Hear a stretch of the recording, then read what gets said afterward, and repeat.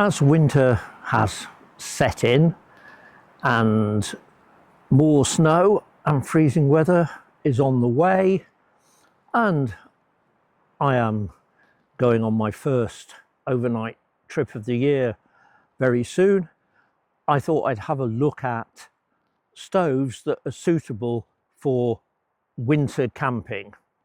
That is, stoves that work well in the cold, and stoves and pots that are suitable for melting snow, which is certainly something I do a few times every winter in the Scottish Highlands on high camps.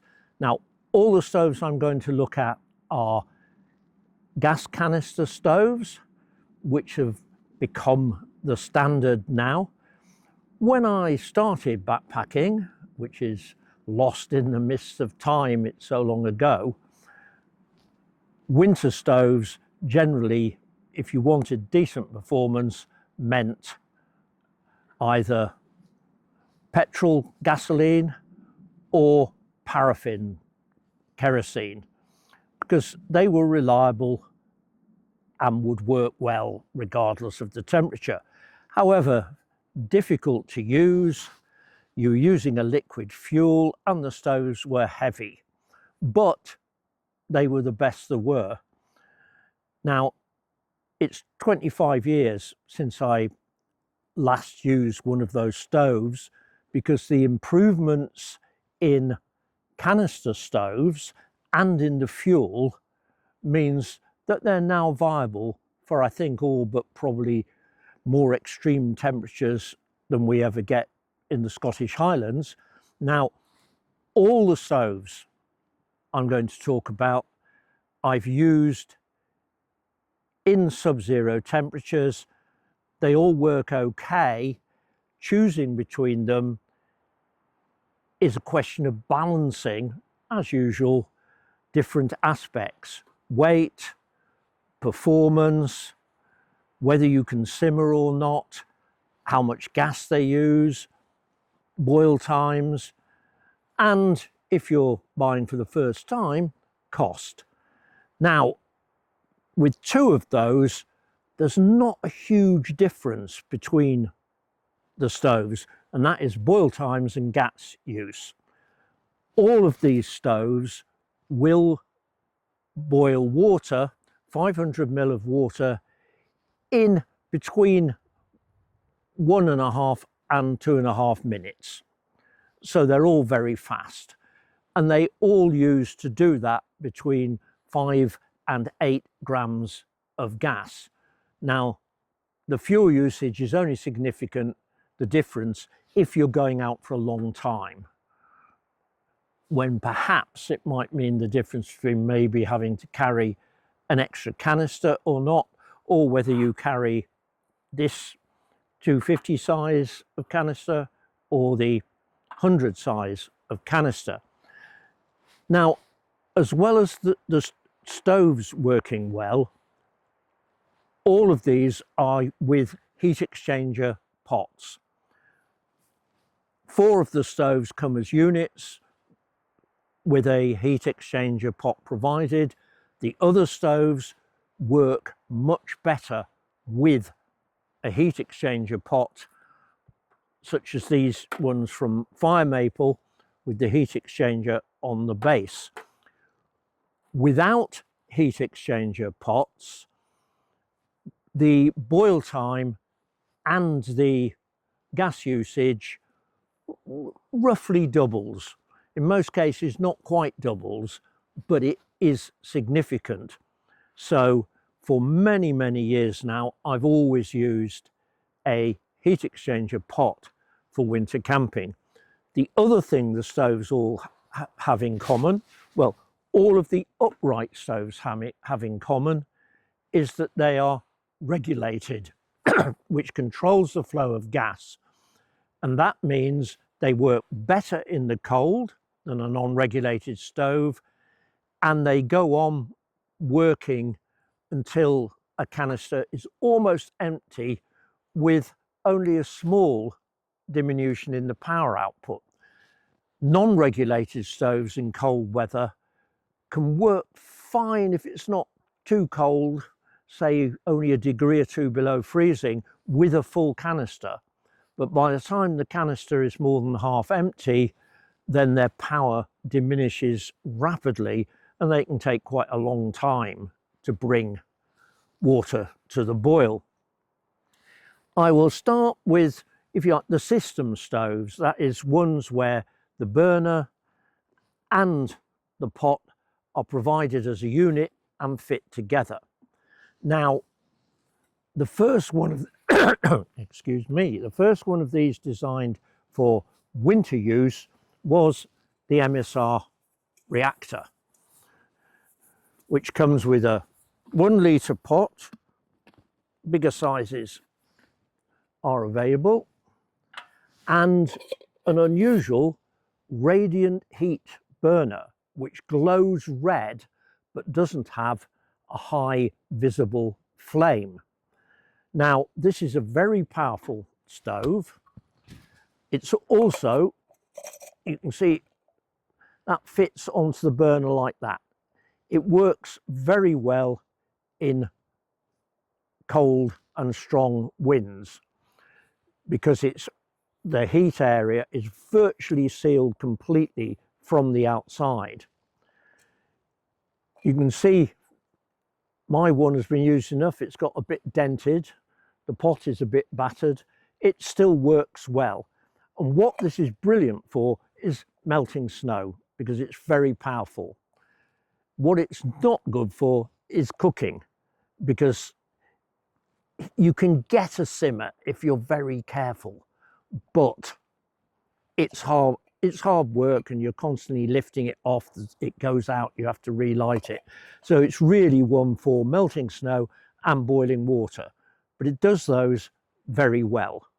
The only disadvantage is it doesn't have a pizza igniter, so you've got to light it without the pot on, which means it can be very windy. So that can be slightly difficult to do. You have to shield it from the wind to get it to light. But overall, say, this is great for resisting wind and melting snow. Other disadvantages, however, are the weight. It's the heaviest stove almost. It's 413 grams. And the other disadvantage is the cost. It's very expensive, but as I've found, it lasts a long time and it works well.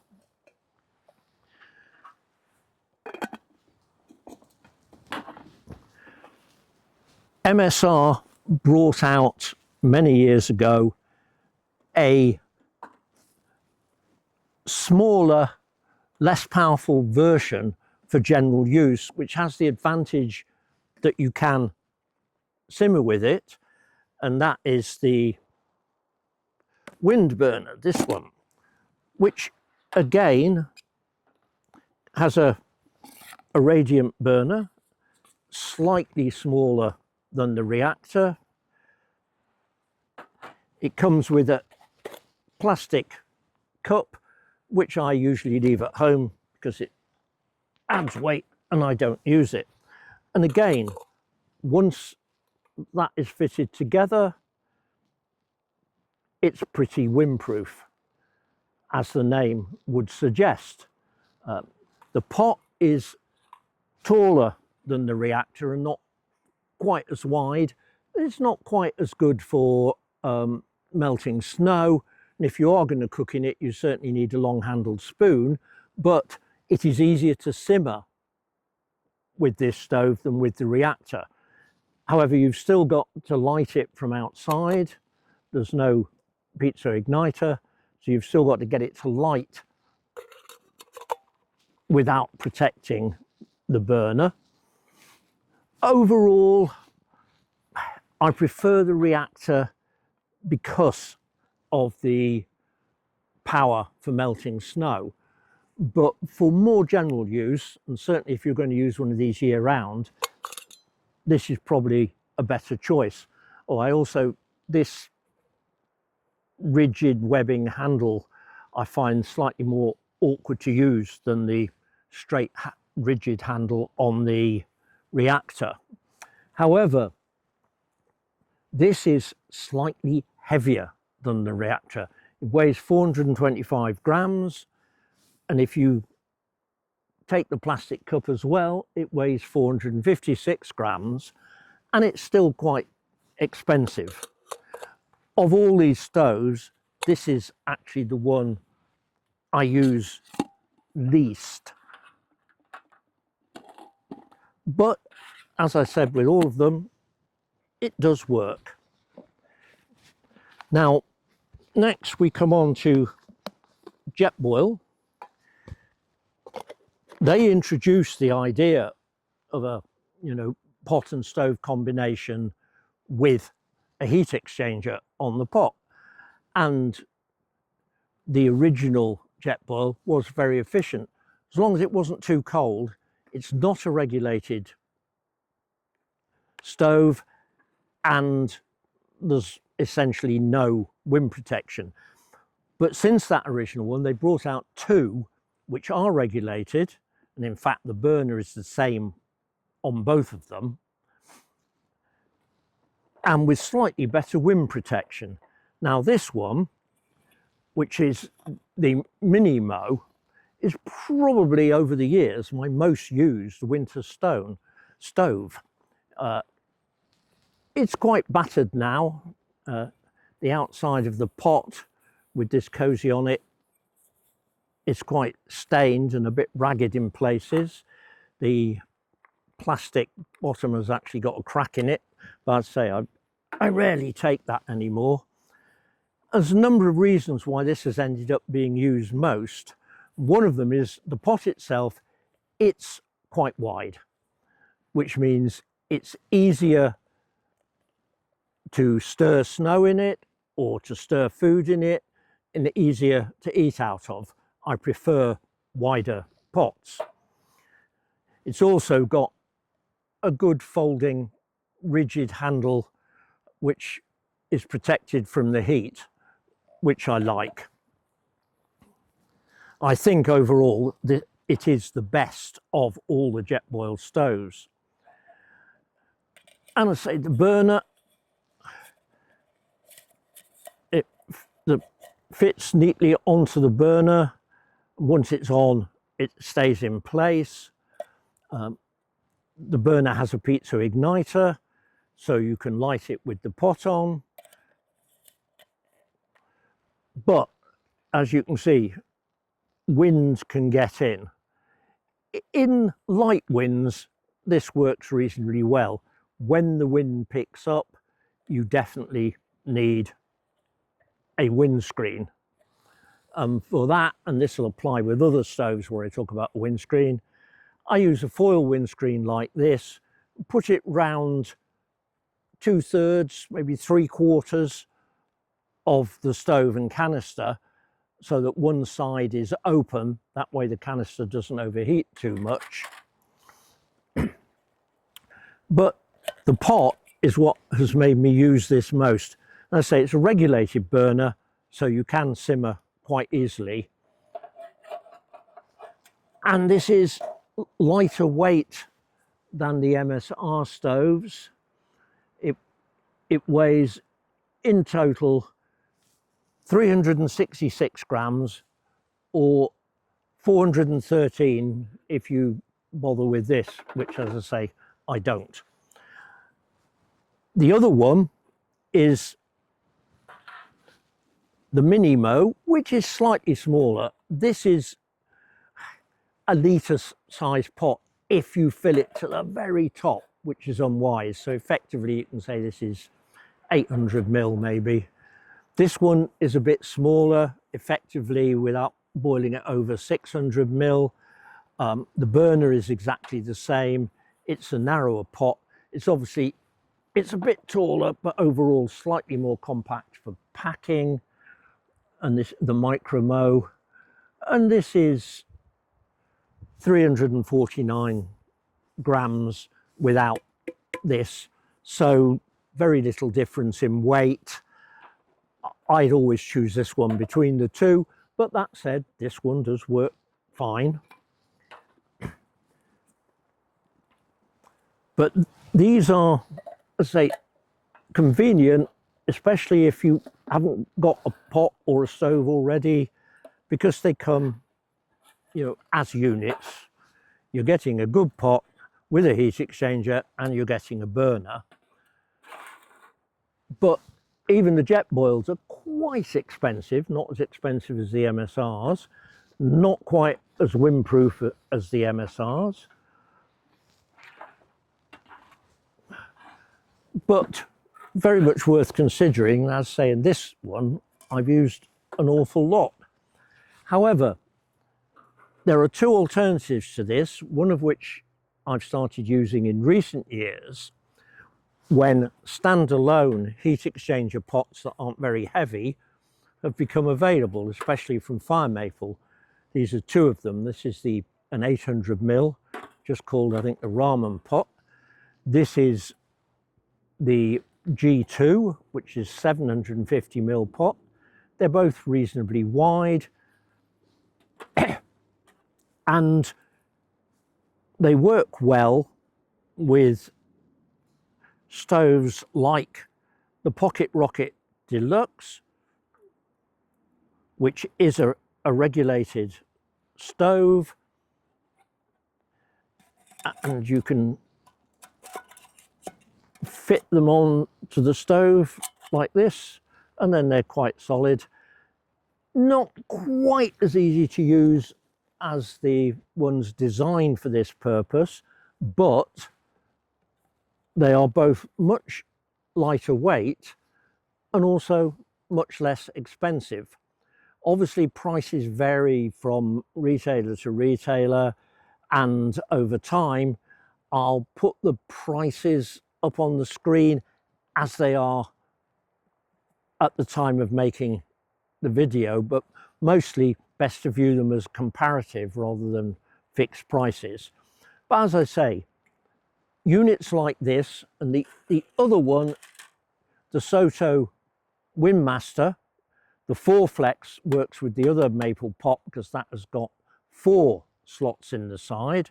You need the optional Triflex to work with this pot, but both these are powerful regulated stoves and they work really well. I've used them with this pot for melting snow and for cooking, and they're fine. And as I say, they are much lighter weight as well as less expensive than these. I mean, the weights of those are roughly 271 grams with this pot, 277 with this. When you think of the system stoves, the lightest is 349 grams. So there's quite a difference if weight is important. So certainly on any long trip when you're really having to think about weight, these are worthwhile. Now, all of these sit on top of the canister and then with the stove on top, which makes, you know, a fairly high unit. So you need to make sure it's not going to topple over, and you also need to make sure you've got plenty of height if you're using it under a, you know, in a tent porch or under a tarp, that the material doesn't come too close to it.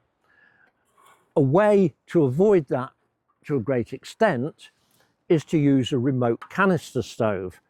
Now, remote canister stoves have a big advantage, that is the burner is down there. And that makes both for stability and, of course, safety. You're less likely to have the flame near anything else, and it's much more stable. Now, this is the one I've used most of these, which is the Optimus Vega. And the reason I like this one particularly is because it has little supports on the control, so when you put this down, you can have the canister upside down on there. Now, putting the canister on upside down works really well when it's very, very cold, because you're now getting liquid flow rather than pressure, but this only works, you can see, it can then sits like that. This only works if the stove has a preheat tube, and that is a tube that runs through the flame and takes the gas, takes the liquid, which is flowing out of the upside down canister, into the flame so that it heats up and turns to gas. There are remote stoves that don't have a preheat tube. You can't safely turn the canister upside down with them. So if you're thinking of one for, you know, sub-zero use, you need to check and see if it's got a preheat tube. And obviously you can use a heat exchanger pot with these stoves. Now with this one, you can't use the slots in the pot because the Vega, as you can see, has got curved supports and they won't fit into the slots. The advantage of the curved supports are in terms of bulk. It makes the stove easier to pack. Now, of course, remote canister stoves add weight because you've got the whole of the hose, and the Vega is 182 grams. So with one of the pots, you're talking about 367, or with this one 373 grams. So it's back in the area of the Jetboil system stoves in terms of weight, and the costs are slightly more than the upright stoves, but I'd say there are big advantages. Now, the other one of these type of stoves I've used a lot is the Alpkit Koro. This also has the preheat tube, but it also has straight pot supports, so you can actually fit it like that onto one of these pots. However, it's not as powerful, anything like as powerful as the Vega. So overall, even when you can't use the slots, the Vega performance is slightly better, but only slightly. And the Alpkit Koro weighs less. It's 126 grams, so 313 or 319 with these pots.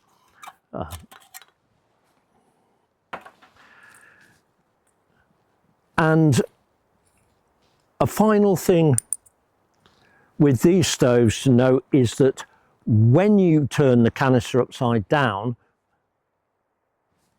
you'll rapidly increase the gas usage. So I only do it if the canister, the stove is starting to flag and the heat output is going down, because say you do use an awful lot more gas. However, when you need to do it, it works really well. And of course, the stoves work fine without doing that most of the time, and then gas usage is similar to the other stoves with a heat exchanger pot. So that's a look at the different winter stoves I use, I'd say all of them except the reactor are fine for year-round use. They may be slightly heavier than alternatives, especially the system stoves for, you know, summer use, but they're fine. This one I think is a bit overkill. I mean, obviously it'll work in summer, it'll work in any weather, and if it's the only stove you've got and you're only boiling water, it's fine, but you don't have the control of the others, and as I say, it's very expensive.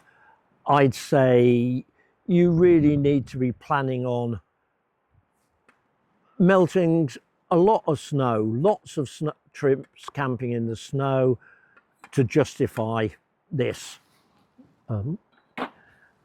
And now, as I must say, my first choice now, winter, is to use an upright stove and one of the fire maple pots, because it's as efficient as the others, not quite as wind resistant as the MSR stoves, but then I always carry this anyway, even with the MSR stoves, because even though their wind resistance is excellent, if you've got a really cold wind blowing against them, that is going to reduce the heat anyway, so I would use a windshield just to protect them from that.